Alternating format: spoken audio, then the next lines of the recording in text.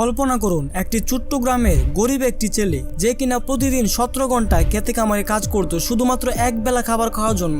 এবার ভাবুন এই ছেলেটি ভবিষ্যতে 1 লক্ষ কোটি টাকার কোম্পানি বানিয়ে ফেলে। আজকের গল্পটি হুন্ডাই কোম্পানির প্রতিষ্ঠাতা চুং জু ইয়াং এর।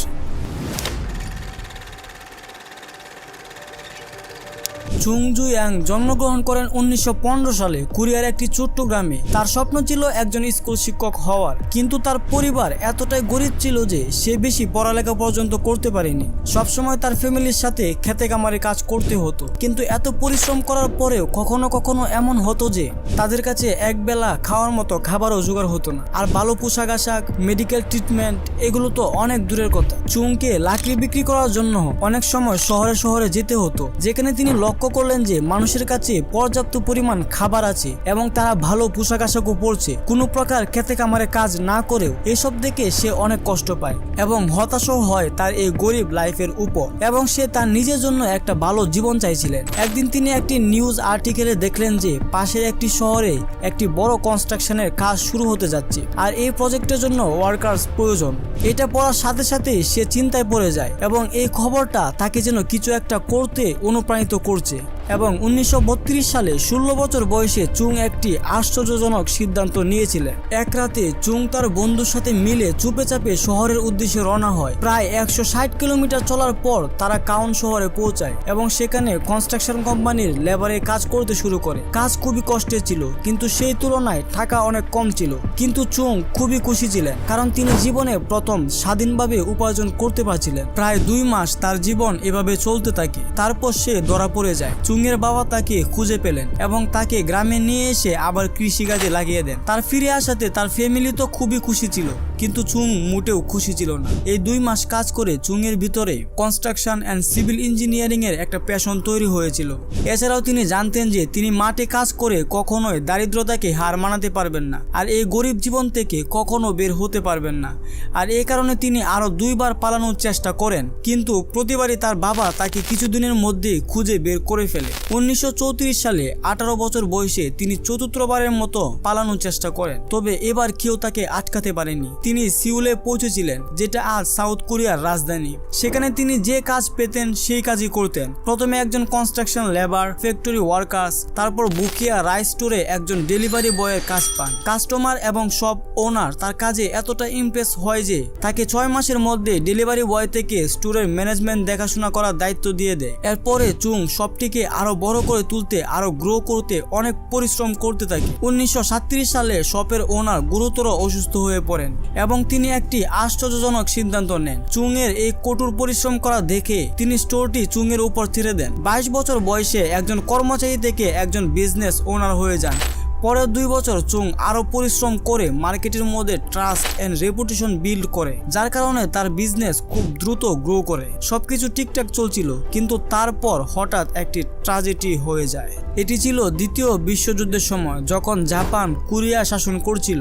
জাপান যুদ্ধের সময় তাদের সেনাবাহিনীদের জন্য পর্যাপ্ত পরিমাণ চালের সরবরাহ চাইছিল এবং তারা সব রাইস শপের ওনারশিপ নিয়ে নিচ্ছিল।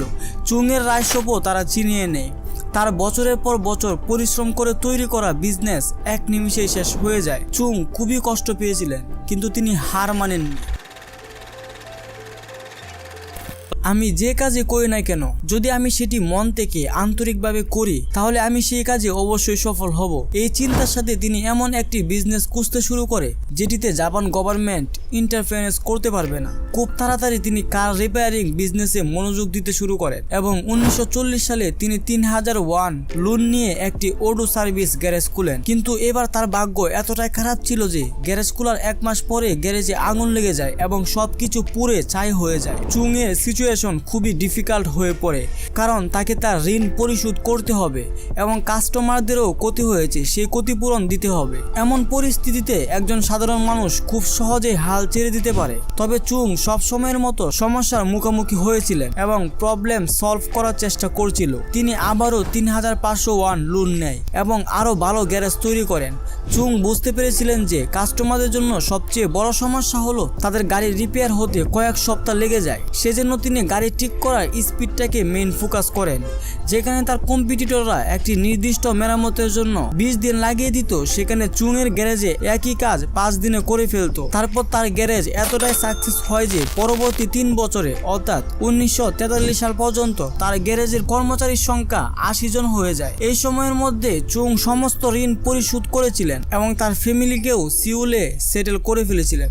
বিজনেস খুব দ্রুতই গ্রো করছিল, কিন্তু তারপর আবার আরেকটি বিপর্যয় ঘটে। দ্বিতীয় বিশ্বযুদ্ধের জন্য জাপানের যুদ্ধ সংক্রান্ত সরঞ্জাম তৈরির প্রয়োজন ছিল, তাই জাপান তার গ্যারেজের ওনারশিপ নিয়ে নিয়েছিল এবং এটিকে স্টিল কারখানার সাথে মার্জ করে দেয়। আরও একবার তার বছরের পর বছর পরিশ্রম করে দাঁড় করানো বিজনেস এক ঝটকাতেই কেড়ে নেওয়া হয়। চুং তার পরিবারকে নিয়ে স্কোয়ার ওয়ানে ফিরে আসতে হয়েছিল, তবে এবার তার কাছে 50,000 ওয়ান এর সেভিং ছিল এবং তার আত্মবিশ্বাস ছিল যে তিনি আরেকটি বিজনেস দাঁড় করিয়ে ফেলবেন। দ্বিতীয় বিশ্বযুদ্ধের সমাপ্তির সাথে সাথে কোরিয়ায় জাপানের শাসনেরও অবসান ঘটে। কোরিয়ার উত্তর অঞ্চলে সোভিয়েত ইউনিয়নের প্রভাব ছিল এবং দক্ষিণ অঞ্চলে আমেরিকার প্রভাব ছিল, কারণ তারা দুজনই দ্বিতীয় বিশ্বযুদ্ধে জাপানের বিরুদ্ধে যুদ্ধ করেছিল।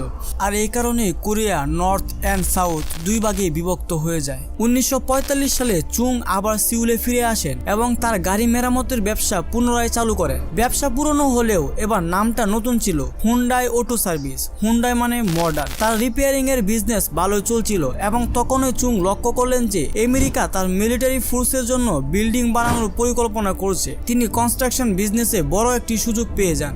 তার কাছে কনস্ট্রাকশনের খুব বেশি এক্সপিরিয়েন্স ছিল না, কিন্তু তার ভিতরে এখনো সেই ফ্যাশনটি বেঁচে রয়েছে যা অতীতে শ্রমিক হিসাবে কাজ করার সময় থেকে তার মধ্যে ছিল। আর এই কারণে 1947 সালে 31 বছর বয়সে তিনি হুন্ডাই সিভিল ওয়ার্কস কোম্পানি তৈরি করেন এবং কনস্ট্রাকশন বিজনেসে এন্ট্রি করেন। তিনি শুরুতে অনেক ছোট ছোট কাজ পাচ্ছিল, তবে 1950 সাল আসতে আসতে তার কোম্পানি মেজর কনস্ট্রাকশন প্রজেক্ট পেতে শুরু করে এবং এটি তার মেজর বিজনেস হয়ে ওঠে। সবকিছু ঠিকঠাক চলছিল, তবে তখনই কাহিনীর মধ্যে একটি টুইস্ট চলে আসে। 1950 সালের জুন মাসে নর্থ কোরিয়া সাউথ কোরিয়ার উপর হামলা করে দেয়। নর্থ কোরিয়ার সেনারা সিউলের খুব কাছাকাছি চলে এসেছিল, আর এই কারণে চুংকে তার সমস্ত কাজ ছেড়ে তার সঞ্চয়গুলো নিয়ে পুসানে পালাতে হয়েছিল। তবে এত বড় ক্রাইসিসের পরেও চুং হাল ছাড়েননি। সে সময় ইউএসএ আর্মি সাউথ কোরিয়ার সাথে মিলে নর্থ কোরিয়ার সেনাবাহিনীদের সঙ্গে যুদ্ধ করেছিল এবং তাদের প্রয়োজন ছিল tanks, warehouse and army headquarter. Chung লক্ষ্য করেছিলেন যে আমেরিকানদের কোনো অর্থের অভাব নেই, তারা শুধু নির্ভরযোগ্য এবং সময় মতো ডেলিভারি চায়, এবং চুং আমেরিকানদের তাই দিয়েছিল। তিনি একটি ছোট্ট টিম নিয়ে শুরু করেন এবং ক্যান্ডু মোটো গ্রহণ করেন। মানে হচ্ছে যে প্রাইস ঠিক থাকলে তারা যে কোনো কনস্ট্রাকশন প্রজেক্ট নেওয়ার জন্য প্রস্তুত ছিল। যুদ্ধ চলছিল আর এই কারণে তার কাজ অনেক সমস্যা, অনেক ক্ষতির সম্মুখীন হচ্ছিল, অনেকবার লসও হচ্ছিল। তবে তিনি একবার জবান দেওয়ার পরে যত সমস্যাই হোক না কেন তিনি কখনো তার প্রজেক্ট শেষ না করে মাঝখানে ছেড়ে দেননি। আর এই নির্ভরযোগ্যতার কারণে আমেরিকানদের সাথে তার খুবই স্ট্রং রিলেশনশিপ ডেভেলপ হয়ে যায়। 1952 সালে যুদ্ধ তো শেষ হয়ে যায়, কিন্তু চুং আমেরিকা থেকে কন্ট্যাক্ট পেয়ে যাচ্ছিল। তারপর দেশটির পুনর্গঠনের জন্য সাউথ কোরিয়ার সরকার দ্রুত সেতু, বাঁধ এবং রাস্তা নির্মাণ শুরু করে। আর এই সব কিছুতেই হুন্ডাই একটি প্রধান ভূমিকা পালন করছিল এবং বিজনেসের মধ্যে এক্সপোনেনশিয়াল গ্রোথ দেখা যাচ্ছিল। সাউথ কোরিয়ার সবচেয়ে বড় ড্যাম সোয়েং ড্যাম এবং সবচেয়ে গুরুত্বপূর্ণ এক্সপ্রেসওয়ে কুইংবু এক্সপ্রেসওয়ে হুন্ডাই কোম্পানি তৈরি করেছিল। 1960-এর দশকে চুং তার জীবনের 50 দশকে পা রাখেন এবং একজন সাকসেসফুল কনস্ট্রাকশন কোম্পানির মালিক হয়ে ওঠেন। কিন্তু তিনি এতেও সন্তুষ্ট ছিলেন না। চুং ইতিমধ্যে হাজার হাজার কিলোমিটার রাস্তা তৈরি করে ফেলেছে এবং সেই সময় রাস্তায় চালানোর জন্য গাড়ি তৈরি করার সময় ছিল। 1967 সালে চুং হুন্ডাই কোম্পানি প্রতিষ্ঠা করে। 1968 সালে তিনি ফোর্ডের সাথে একটি চুক্তি করেন, যেখানে তিনি কর্টিনা কারগুলো অ্যাসেম্বল করতে চাচ্ছিল। এই যৌথ উদ্যোগটি 2 বছর ধরে সফলভাবে চলে। তারপর দুই প্রতিষ্ঠানের মধ্যে দ্বন্দ্ব শুরু হয়। ফোর্ড চাইছিল না হুন্ডাই তার নিজস্ব গাড়ি তৈরি করুক এবং সেই কারণে 1973 সালে চুং সেই পার্টনারশিপ শেষ করে দেয় এবং ইমিডিয়েটলি পার্টনার থাকে। অবশেষে একই বছরে তারা জাপানের মিৎসুবিশি মোটরসের সাথে এগ্রিমেন্ট করে। মিৎসুবিশি হুন্ডাইকে তার গাড়ি তৈরির জন্য টেকনোলজি দেওয়ার জন্য প্রস্তুত ছিল। সবচেয়ে ভালো দিক ছিল যে এই চুক্তি অনুযায়ী হুন্ডাই তার নিজস্ব নাম দিয়ে নিজস্ব ব্র্যান্ডিং দিয়ে গাড়ি বিক্রি করতে পারবে। 1976 সালে চুং একটি নতুন প্ল্যান তৈরি করে এবং হুন্ডাই সাউথ কোরিয়ায় প্রথমবারের মতো গণ উদযাপিত গাড়ি হুন্ডাই পনি রিলিজ করে। অ্যাফোর্ডেবিলিটির জন্য সাউথ কোরিয়াতে এই গাড়ি এতটাই সাকসেস হয় যে দেখতে দেখতে হুন্ডাই 60% মার্কেট শেয়ার ক্যাপচার করে ফেলেছিল এবং সাউথ কোরিয়ার সবচেয়ে বড় কার কোম্পানি হয়ে ওঠে।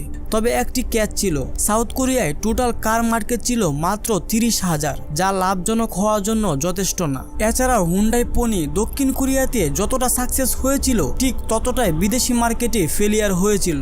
গাড়ির কোয়ালিটি ভালো ছিল না, গরমের তাপে প্যান্ট পুড়ে যেত এবং কিছুদিন পর পরই গাড়ি নষ্ট হয়ে যেত। আর এইসব কারণে হুন্ডাই মোটর কোম্পানি সে সময় 7 বছর ধরে লসের মধ্য দিয়ে গিয়েছিল। মানুষ চুংকে পরামর্শ দিতে থাকে যে যতটা সম্ভব তাড়াতাড়ি এই কোম্পানিটা বন্ধ করে দেওয়া উচিত, কিন্তু চুং এর সিদ্ধান্ত সবাইকে হতবাক করে দেয়। কোম্পানি বন্ধ করার পরিবর্তে তিনি একটি নতুন গাড়ির কারখানা তৈরি করার পরিকল্পনা করছিলেন, যেখানে বার্ষিক 3 লাখ কার প্রডিউস হতে পারে। কোম্পানি ম্যানেজমেন্ট এই সিদ্ধান্তের কিছুই বুঝতে পারছিলেন না। 3000 কার মার্কেটে 3 লাখ কার কে কিনবে? তবে চুং এই উত্তর জানতেন। সাউথ কোরিয়ান ইকোনমি তখন খুব দ্রুত গ্রো হচ্ছে এবং প্রতি বছর হাজার হাজার মানুষ অর্থনৈতিকভাবে ক্ষমতাহীন হচ্ছে। এর মানে আগামী বছরগুলিতে গাড়ির চাহিদা দ্রুত বাড়তে চলেছে। এছাড়াও হুন্ডাইয়ের নতুন গাড়িগুলো বিশেষভাবে বিদেশে রপ্তানি করার জন্য তৈরি করা হচ্ছিল। 1980 সালে এই ফ্যাক্টরি রেডি হয়েছিল আর 1982 সালে হুন্ডাই অনেক কিছু ইমপ্রুভমেন্টের সাথে পনি 2 কার লঞ্চ করে। তবে শুধুমাত্র সাউথ কোরিয়াতে এটি বিশাল হিট হয়নি, বরং এটি আফ্রিকা, ল্যাটিন আমেরিকা এবং কানাডাতেও সাকসেসফুলি এক্সপোর্ট হয়েছিল। পরবর্তী কয়েক বছরে হুন্ডাই 4 লাখ গাড়ি বিক্রি করে খুবই লাভজনক কোম্পানি হয়ে ওঠে। হুন্ডাই তখন একটি বিশ্বস্ত গাড়ি কোম্পানিতে এস্টাবলিশ হয়ে গিয়েছিল, কিন্তু বিশ্বের সবচেয়ে বিগেস্ট কার মার্কেট ইউএসএ কে ক্র্যাক করা বাকি ছিল। ইন্টারন্যাশনালি একটি ডিসেন্ট কার কোম্পানি থেকে একটি মেজর কোম্পানি হওয়ার জন্য ইউএসএ তে সাকসেস হওয়াটা খুবই গুরুত্বপূর্ণ। এছাড়া হুন্ডাই লক্ষ্য করে যে ইউএসএ একটি বিশাল সেকেন্ড হ্যান্ড কার মার্কেট রয়েছে। তারা একটি সেকেন্ড হ্যান্ড গাড়ির দামে নতুন হুন্ডাই এক্সেল অফার করছে, তাও আবার 5 বছরের ওয়ারেন্টি সহ। আর এই কৌশলটি ইউএস এর কার মার্কেটকে একদম নাড়িয়ে দিয়েছিল। সেকেন্ড হ্যান্ড কার বায়াররা ইনস্ট্যান্টলি হুন্ডাই এক্সেলে শিফট হয়ে যায়।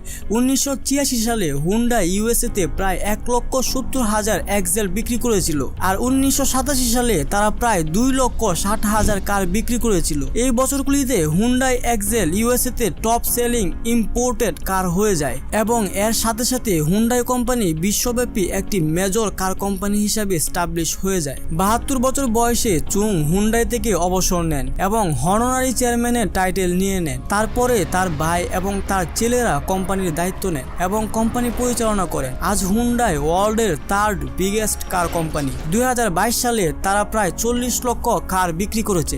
যদিও বিশ্বব্যাপী হুন্ডাই তার গাড়ির ব্যবসার জন্য পরিচিত, কিন্তু খুব কম লোকে জানে যে হুন্ডাই গ্রুপের আরো 42টি আলাদা আলাদা কোম্পানি রয়েছে, যেমন Hyundai elevator, Hyundai information technology, Hyundai heavy industries, যা দুনিয়ার মধ্যে সবথেকে বড় শিপ বিল্ডিং কোম্পানি। হুন্ডাইয়ের কারণেই সাউথ কোরিয়া আজ জাপানকে পিছনে ফেলে দুনিয়ার মধ্যে সবচেয়ে বেশি শিপ বানানোর কান্ট্রি হয়ে উঠেছে। এটি একটি নর্মাল কোনো কোম্পানি নয়। হুন্ডাই এমন একটি কোম্পানি যা একটি দেশকে পূর্ণ নির্মাণ করেছে, হাজার হাজার মানুষের কর্মসংস্থান তৈরি করেছে এবং সাউথ কোরিয়াকে বিশ্বব্যাপী স্বীকৃতি এনে দিয়েছে। আর এই সব কিছু শুরু করেছিলেন গ্রামের এমন একটি ছেলে যার কাছে খাবার, শিক্ষা, স্বাস্থ্য সেবার মতো মৌলিক সুবিধা পর্যন্ত ছিল না, কিন্তু তার কাছে ছিল অপরিসীম ইচ্ছে, হার না মানার মতো ক্ষমতা এবং ভালো কিছু করার, সামনে এগিয়ে যাওয়ার বিরল আকাঙ্ক্ষা। আপনি যদি তার মতো চেষ্টা করতে পারেন, বড় স্বপ্ন দেখতে পারেন, তাহলে আপনার দ্বারাও অনেক কিছু করা সম্ভব। আমি তো গরিব, আমার কাছে টাকা নেই,